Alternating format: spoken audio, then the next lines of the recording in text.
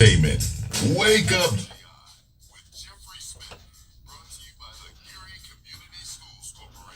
All right, everybody, we're back. Once again, I want to thank our previous guest. Shout out to Mr. Michael A. Woods, the author of that wonderful play that's going to be debuting this coming Thursday and Friday at the Westside Theater Guild, directed by Mark Spencer. It's called The Garage. Go check it out. It seems like it's going to be absolutely great. We are going to continue our theme of inspirational people, and we're going to kind of leave the arts a little bit. Well, I don't know if we're leaving the arts because there's somewhat of an art to going out here getting a grant. So we are going to learn from some very informed people about that. We have one of the young ladies in studio, and I believe we have one of them on the phone. I'll start with your counterpart on the phone, make sure we've got that right. Caller, how you doing? Good morning. Hey, go ahead and identify yourself for the radio listeners out there, please.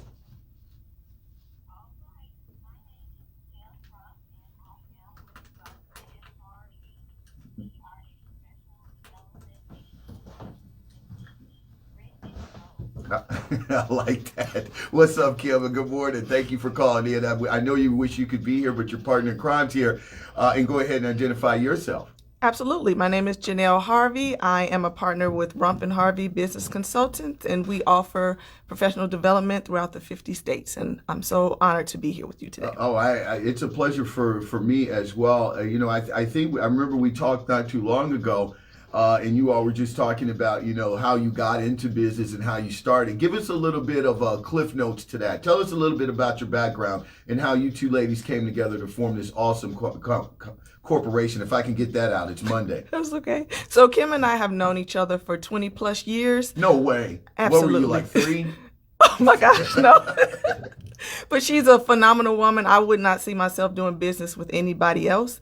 I'm actually a graduate of Horseman High School and WGVE. Yeah. Eric Johnson and Sarita Stevens, phenomenal teachers.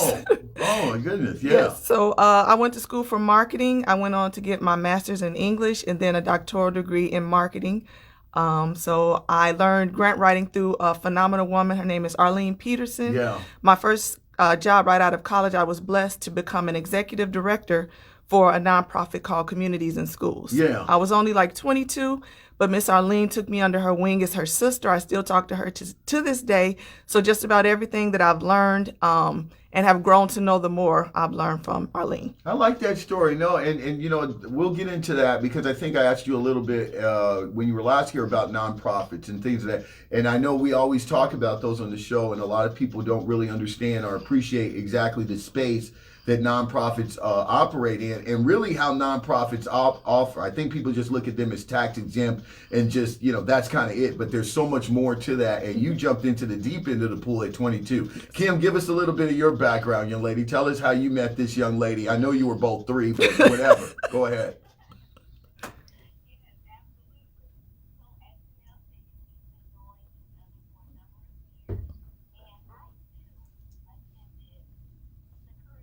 Nice.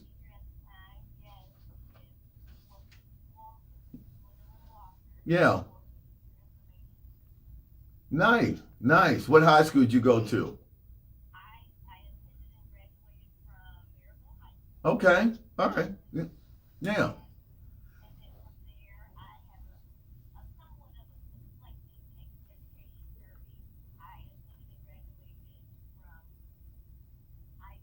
Yeah. No.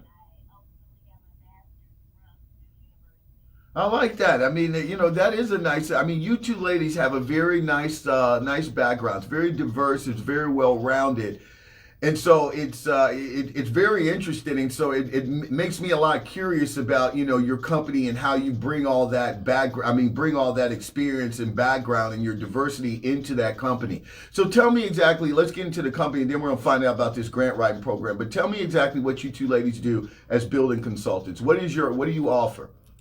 Business consultants. I'm sorry, building consultants. That's okay. We are CFRE and SBA approved. CFRE is a certified fundraising executive. It's like top tier for individuals who are directors of development or CEOs and they want to improve their skills. Right. So we have a course that's called the Calculated CEO for anyone who's new to becoming an executive director. Once they take that course, they'll earn 9 points towards their credential. Yeah. So we offer that. We offer board development. We're actually going to be doing a training in April. Yeah. So that information is going to be coming out soon.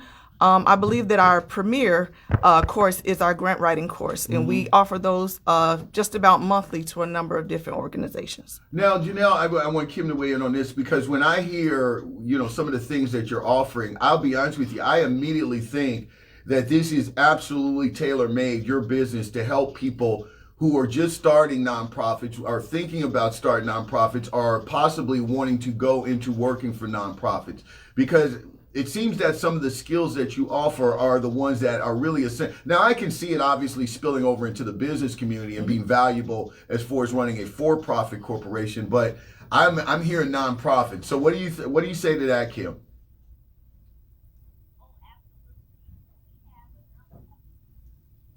Hello? Okay. Your phone was going in and out. I'm sorry. Go ahead.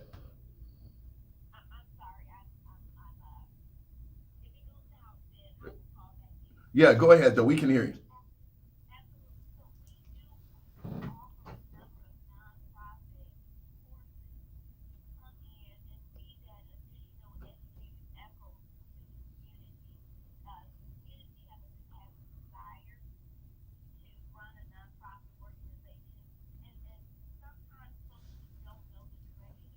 Mm-hmm.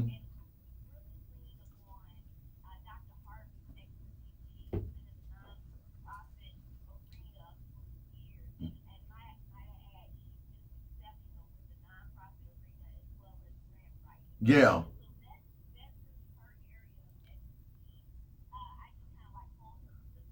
That's not true. Yeah. Well, speak to that. She says she holds your clipboard. No. Yeah, she's shaking her head, by the way. She's like, that's not true. That's not true. That's not true. No, but tell us, Janelle. Tell us, Dr. Janelle. What about that, though? Because as I said, I always say this, and I want to get your thoughts, both of you. I want to get your thoughts on that. I look at Northwest Indiana, and one thing about Northwest Indiana I think is very unique is that there's a lot of nonprofits. You can take a rock and, just like lawyers, and sometimes I want to do that, but you can throw a rock and hit somebody who's got a nonprofit organization. And I've had the pleasure and privilege of talking to a number of CEOs of nonprofits, United Way, the Legacy Foundation, all these kind of people. And the one thing that we've all agreed on is that my only problem that I've had with nonprofits is redundancy. And what I mean by that is sometimes you get nonprofits out here that are well-intentioned, that are out here trying to do something, but sometimes they're limited in resources. They don't have their reach yet. They haven't really gotten the ground running, but they're moving. And then you'll literally get another nonprofit that might have access to more capital at the time, but is really trying to do the same thing. And instead of those two joining forces and really supporting each other, you've got these nonprofits that are out here that are redundant, overlapping each other, and thus kind of cutting out the services that they're trying to give to the people. So, what do you say to that? I think duplication of effort is tremendous nationwide. It's interesting you mentioned the United Way. We actually coordinated a workshop last year in LaPorte County with Dr. Jane Larson. We had about 30 executives from various nonprofits, and we strongly encouraged them to work together. So we saw a lot of networking going on where folks shared their business cards. So we anticipate, at least in that area, that people are going to see the necessity of working together to have a broader reach. So now I want both of you to weigh in on this. This might be just a very simple third grade question, but I think a lot of people need to possibly hear the answer, because we hear it all the time, and that is grants. We understand that grants are these allocations that are set aside most of the time by governmental agencies and things like that, and they're to be used for specific ways. Now, some grants are more specific than others. Other grants give the nonprofit or organization a little bit more leeway to determine how they're spent. But kind of tell us through, from a professional standpoint, what is a grant and what is a grant for and how is it generated? Absolutely. So grants are monies given, as you mentioned, from foundations, corporations, governmental entities, and they're mission driven. So that just means that whatever an organization supports, your organization has to effectively meet that mission. So if the organization is for children who are foster children, then your organization needs to coordinate some sort of programming for their audience. As you mentioned, you can't use it for your own personal gain. We've seen so many people go to prison because they want to buy a Lexus or get their hair done, but you have to use that money for whatever you've signed those papers for. So that's your duty. Your integrity is on the line if you don't abide by those rules that they set forth. No, and you're absolutely right. That's kind of, for all the, I guess, the philanthropy that the government does do, or these foundations do with the grants, the one thing that they do to kind of keep people honest is they make examples of folks who absolutely misuse it. I mean, you want to talk about, I've seen some very quick trials in which people have misappropriated grants and gotten straight prison terms out of it. It was it blew my mind. Now let's talk about what you all are going to have an event that's going to specialize in. I want you to give me some detail, but I want you to give us the overview about grant writing, because I remember when I first came back from college. This was like right at the end of the 90s and beginning of 2000s. There was a grant writing craze going on throughout Northwest Indiana around the beginning of 2000s and the end of everybody, and you know what, was taking a grant writing class. Everybody was becoming an expert in grant writing, and you just start seeing all these different organizations pop up and things like that. Talk about the grant writing process, and what are some of the things that the grant appropriators, the people that give you the grants, that they want to see or want to hear when you are applying for a grant. I'm sure you're going to teach that in your class. I don't want to give everything away, but just give us some generalities. Absolutely. And I want you to weigh in as well, Kim. Okay, so grant writing, we actually have what's called a grant readiness worksheet. Yeah. So it shows you the things that you need to have in place before you even pursue a grant. One is making sure that you have an annual audit. So you need to have a licensed CPA to look at your books, because a funder is going to want to make sure that you haven't misappropriated any funds, that you've used all the funds that you've brought in with integrity. Now let me ask you this real quick. What if you are a startup now, and you know a CPA, while efficient and effective, is not cheap all the time. And so what if you say, listen, I will get a CPA, but I'm going to start off with a annual membership to QuickBooks, and I'm going to use that. Is that sometimes good enough, or is that unacceptable? You just need to make sure that your audit is done by somebody professional. Okay. I think that using QuickBooks for your accounting is effective. Yeah. But as long as your annual audit is done by someone who knows what they're doing, then you're good. Okay, now go ahead. Didn't mean to interrupt. That's okay. You. That was my little personal question. No problem. So one of the biggest things with the grant is making sure that you have an effective needs statement. Yeah. So if you're saying that you want to target a particular audience in Gary because of poverty, then you go to like the census.gov. You want to make sure that you, like when you write a research paper, you have applicable statistics to prove that there's a specific need. Right.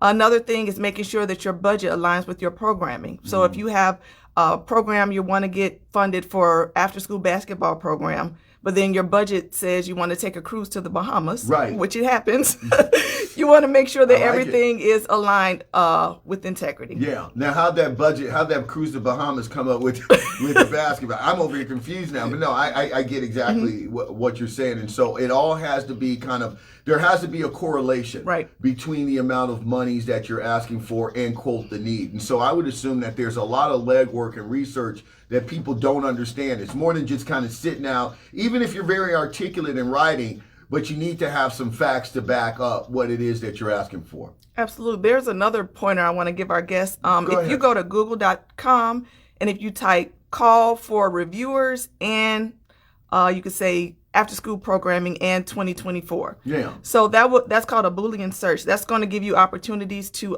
review as a grant reviewer. I actually did it for, I think it might have been the Department of Education a couple of years ago, and there was like a $750 stipend. Wow. So all reviewers don't come with the stipend, but that's one way for you to sit in with other folks to see what a funder is looking for, and just to get your feet wet before you get out there and write. Now, Kim, go ahead. Is there anything you wanted to add to her description about what grant writing looks like and some of the things you're offering?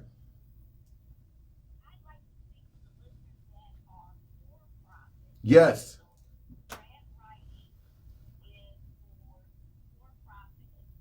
Yeah, now that's interesting, Kim. Please expound on that, because a lot of times we don't think of that. Grant writing for a for-profit business. You know what we call it on the streets? A loan. Right. So go out here and tell us about that.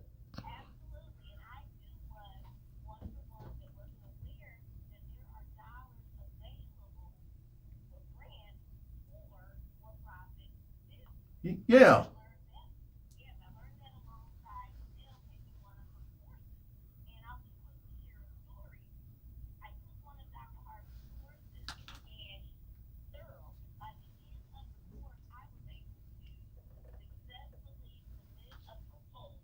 Mm-hmm. From the City of Gary Small Business Grant for my for-profit business. Yeah. So I strongly encourage listeners that are for-profit connect with Rumpf & Harvey, because grant writing is applicable to for-profits as well as non-profits. Now, I want people, obviously, as I said before, I want them to attend you all's programming, and that's when they can get into the meat and potatoes. So I don't want you to give too much away, but I'm really interested, Kim, in what you brought up, and I think a lot of people who are listening are as well, because we don't traditionally think about grants being applied to for-profit businesses. I think the closest things that we can kind of recollect recently are when you got stimulus checks and you start to see some of these things that the government was issuing for businesses to kind of survive post-COVID and things of that nature. And then, as Janelle pointed out, you saw people getting in a little trouble for misappropriation of that. But if I'm sitting over here and I'm a for-profit, I'm a business owner, just give me an example without getting into the details about what kind of grants what would that look like? Because as you heard Janelle talk about, I can kind of understand about, a for-profit. You're going out here, you're serving a need. You want to go out here and give young people an opportunity to do some stuff after school so they don't go home to a latchkey or an empty house. You want to help develop them. These things you can kind of put your finger on and things like that. When it comes to businesses and businesses going out here asking for grants, well, that just seems a little bit more murky and a little bit dicier, because it's like, hey, you either get a full-fledged loan, or why should you go out here and get a grant? So do business grants have to be linked to like maybe some type of civic type of duty that they're doing, or can they just outright say, hey, I want to expand the warehouse. Where can I get a grant for this? Right. So small businesses and minorities. Yeah. Minorities, women-owned, veteran-owned, underserved communities.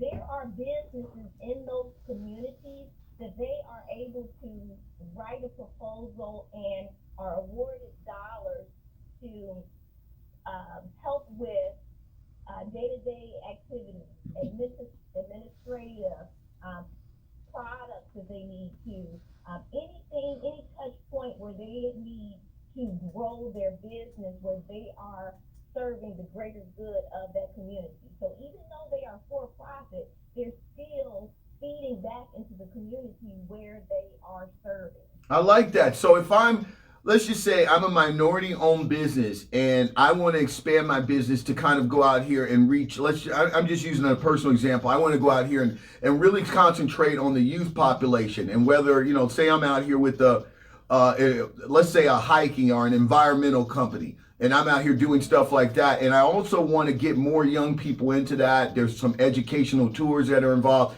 Is that a narrative that I can use to go out here and possibly, through you all's tutelage, go out here and look to possibly get a grant for? Oh, absolutely. Absolutely.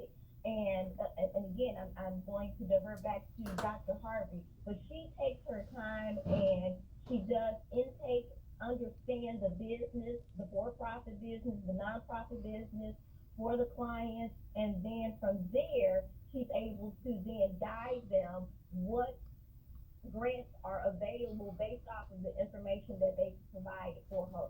So absolutely with that example that you used. I like that. And it is, you know what, I got to tell you, this sounds very, very informative. I'm not even just placating to y'all. This is absolutely awesome stuff. And so tell us about the event that's coming up. Let's get into logistics of that, because I don't want to gloss over that. I want to make sure people know how to get the opportunity to go out here and educate themselves. As you two ladies just pointed out, this is for profit and nonprofit. So this basically encompasses everybody. If you're a church organization, if you're a business, if you're a youth organization, all these things could be helped by your expertise. So give us the logistics about this event. Tell us when, tell us how much, and tell us where. Absolutely. So this weekend, we're going to be hosting an event at Our City Kitchen, which is in Chicago, 841 West 103rd Street. We've partnered with a man named Rodney Trussell, who owns our city. And this event, it's a one-time cost at this rate. Yeah. It's $50. Okay. That's not a But lot. in the future, it will be a little bit more. Right. We only have 3 seats left. Wow. So we look forward to you enrolling with us. You go to eventbrite.com and just look for our city, the letter R, City Kitchen, and you're going to see that opportunity to enroll. Just 3 seats left. Just 3 seats left. Y'all come over here hustling for me 3 seats. That you are already sold out. This is absolutely amazing. Oh my goodness. So give us where your office is, ladies. I'll go to you, Kim. Where are you all located? So we don't have a brick and mortar office. Okay. We service all 50 states. Mm-hmm. Oh, and so people go to your website and kind of contact you, and then you all kind of show up there Yes. and work with them. That's smart. That's why you all making the big bucks, and it's sold out already, except for 3 seats. And so give us that information, though, because I want to promote this. I want you all to be out here. This is a very worthy resource in Northwest Indiana. It's not just limited, obviously, to Northwest Indiana. You all are, spilling over into the city and the region and things like that. So please give us the website and maybe a contact number if you have one. Absolutely. So our our web address is rumph, RUMPH, and Harvey, HARVEY.com. You can contact us at 219-805-0934. I didn't mention that in addition to the workshops, we also help individuals who want to become tax exempt. So we help you file Form 1023 or 1023-EZ. Where were you 4 weeks ago in the Smith household? Uh-oh. I've been trying to become tax exempt for I don't know how long. I'm already submitted, but I'm going to make an adjustment, amending after we talk. No, I'm just playing. But no, that's great. Explain that. How does an individual walk around society tax exempt? So you would need to file your articles of incorporation with the Secretary of State first. Yeah. Then you determine if you are going to be 1023 or 1023-EZ. EZ just means that you don't anticipate raising more than $50,000 the first 3 years. The cost difference between the two, if you're filing 1023-EZ, is $275.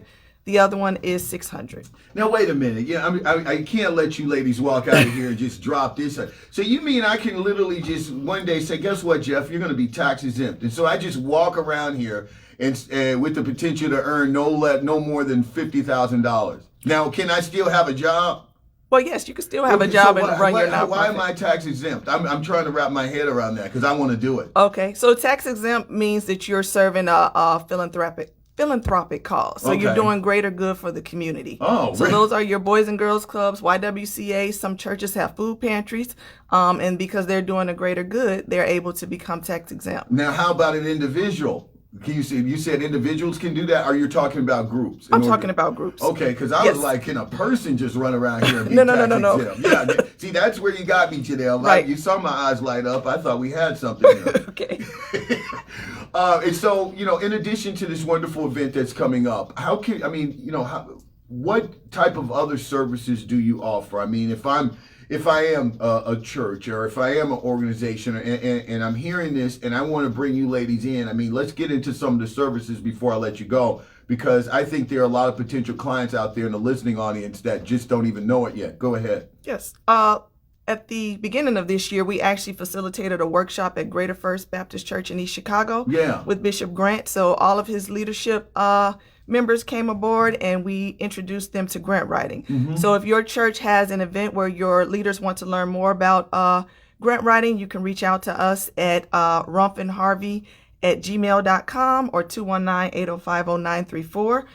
If you want to facilitate a board development workshop, maybe you want to show your board members how to fundraise, or maybe do an assessment to see how you can make your strategies a little better, we could come in and help you with that. Yeah. And then if you are an individual who wants to start an organization, not as an individual, but an organization that is a nonprofit, if you have a philanthropic idea, we can assist you with that as well. I like it. I like that, ladies. It sounds very, very promising, and I'm so glad you all dropped by today. I really do. This is very valuable information, and we wish you all the success. I want you all to come back. I got so many questions, but I don't want to go off script of what we're doing here, because I can really just pick both of your brains. Before I let you go, of course, I want Kim, any last things that you want our listeners to know? Absolutely. So there's 3 seats left for the event this Sunday. However, right in the beautiful city of Gary, Indiana, we will be hosting on March the 16th, right on 36th and Broadway at the DK Eatery. Yes. Another workshop. So there's an opportunity for the citizens, the residents of Gary and beyond to join us on March 16th, because there is still availability for that workshop. I like that. I like that. D&K, yeah, and they're in the old Jay's Breakfast Club location, so we absolutely support them. And good stuff, ladies. Real quick before we go, I want people to understand that go to you all's functions and things. You're not out here guaranteeing a success rate for grants and things like that. It's no 100. What you're doing is exposing and educating people to the tools and the opportunities that are out there. There's no 100% guaranteed rate. Right. Mm-hmm. And so I don't want you ladies, people out there were like, I thought I was going to get a grant. It doesn't work like that. I'm glad you said that. Yeah, I know, because I just know how some people think. Not a lot. Most people understand exactly what you're offering, but there's just a lot of information here, and we don't want to get that lost in the shuffle. Is that these are services you are providing that are very valuable, but that doesn't necessarily mean that the grant you're going to get a grant just because you go through this. Yes, it's like chance. I like that. Can I make one? Please, okay. Anything you want. So on Thursday nights at 8:00 p.m., I actually come on Kingdom Purpose Radio. Yeah. So kingdompurposeradio.com. It's a podcast that is called Faith and Fundraising. So we talk about the Word of God, and we also give pointers on fundraising, not just limited to grant writing. So you can meet us there as well. Absolutely. And any last words from you, Kim? Thank you for having us. It's been a pleasure, and I look forward to interviewing with you again in the future. I appreciate it. Thank you very much. And ladies, once again, congratulations. Thank you, Dr. Janelle. Thank you. As always. All right, ladies and gents, with that, we're going to